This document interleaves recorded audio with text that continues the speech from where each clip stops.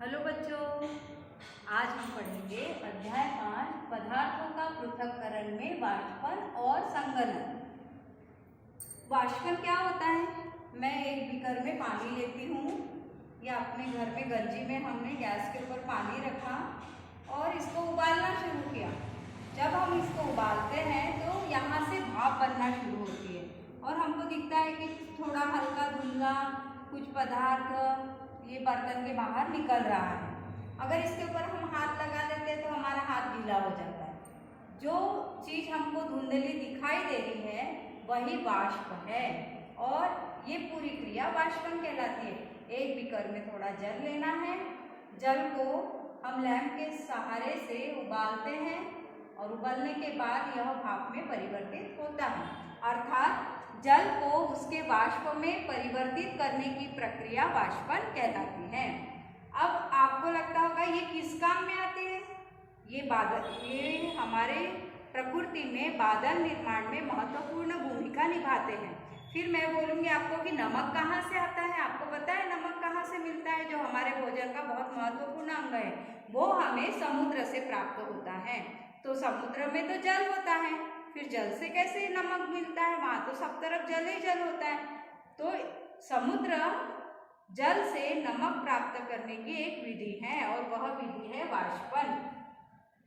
इस विधि को कैसे करते हैं? ये पूरा समुद्र है, ये इतना पूरा समुद्र है और समुद्र के जल को हम इस तरह छोटे छोटे ब्लॉक बनाकर, मैं यहाँ छोटे बोल रही हूँ लेकिन बड़े स्तर पर ब्लॉक बनाए जाते हैं और इस ब्लॉकों में समुद्र के जल को छोड़ा जाता है। समुद्र का जल यहाँ पर कुछ दिनों के पश्चात हम देखते हैं सूर्य के प्रकाश के कारण, सूर्य के ताप के कारण यह जल भाप बनने लगता है, भाप बनकर उड़ते जाता है और यह क्रिया वाष्पन कहलाती है।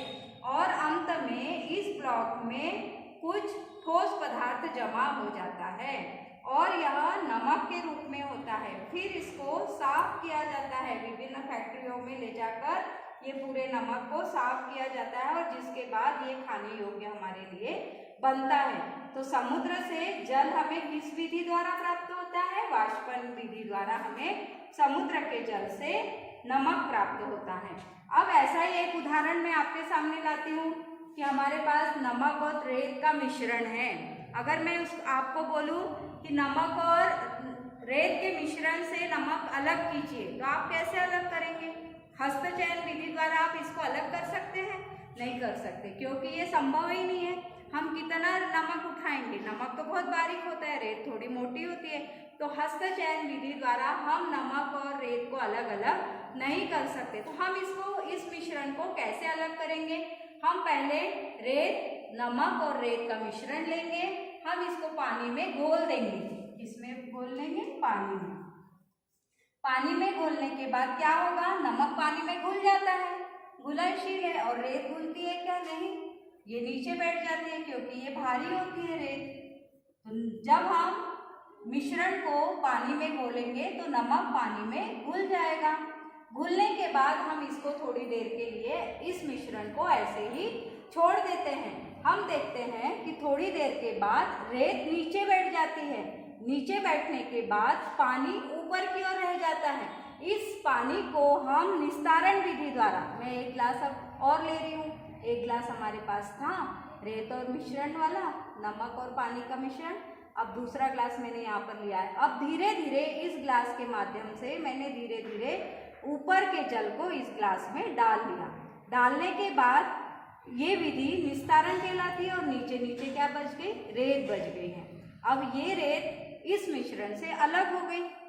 थोड़ी अशुद्धि इस जल में आ सकती है। इस जल को हमने फिल्टर पेपर की सहायता से पुनः छान लिया। छानने के बाद जो जल में अशुद्धियाँ थी, थोड़ी अशुद्धि थी, वह फिल्टर पेपर की सहायता से ऊपर रुक गई और ऊपर के ऊपर ठोस पदार्थ की अशुद्धि हमारे पास निकल आई और जो जल था वह नीचे आ गया। ये विधि कहलाती है निसंदेयन।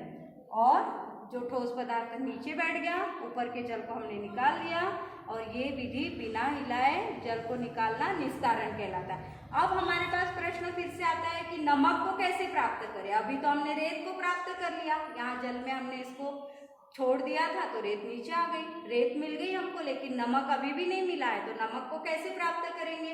हमने क्या किया, एक केटली ली, इसको हमने मिश्रण को, जो जल हमको प्राप्त हुआ था नमक वाला, जिसमें नमक घुला हुआ था, नमक और पानी का, इसको मैंने इस केटली में डाल दिया। इसमें नमक और पानी का मिश्रण है। अब इसको उबालना शुरू करते हैं हम। जब ये उबलने लगेगा तो यहाँ भाप बनने लगेगी ऊपर, जब उबल जाएगी तो भाप बनेगी। अब यह भाप इस केटली के माध्यम से बाहर भी आने लगेगी, इस तरह से ये बाहर भी आएगी, तो ये हमको दिखाई देती है, धुंधले रूप में हमको दिखाई देती है। अब इस भाप को हमें एक प्लेट या कुछ बर्तन की सहायता से इस भाप को हम ऐसे रखते हैं। ये भाप इस बर्तन से टकराती है, टकराने के बाद बाहर की ठंडी वायु से संपर्क में आने पर यह नन्ही नन्ही बूंदों के रूप में परिवर्तित हो जाती है। ठंडे वायु के संपर्क में आने पर ये परिवर्तित होती है और इस तरह ये बूंदें धीरे धीरे हमारे इस बीकर में जमा होने लगती है, पानी के रूप में जमा हो जाती है। हम देखते हैं कि ये पानी तो इस बीकर से उबल उबल के भाप बना, भाप की सहायता से हमने इसको इकट्ठा कर लिया और बूंदों के रूप में ला लिया। पानी का बूंदों के रूप में बदलना क्या कहलाएगा? संघनन। और संघनन के माध्यम से हमने पूरे पानी को इस बीकर में ले लिया। अब इस बर्तन में हमारे पास ठोस रूप में क्या बचता है? सिर्फ नमक बचता है नीचे की तरफ। पानी उबल उबल के खत्म हो गया और अब हमको यहाँ पर क्या प्राप्त हो गया? नमक प्राप्त हो गया। इस तरह हम रेत और नमक के मिश्रण को 3 विधियों से अलग करते हैं। एक तो निस्तारण, निसंदेहन और संघनन। आप कॉपी में करिएगा।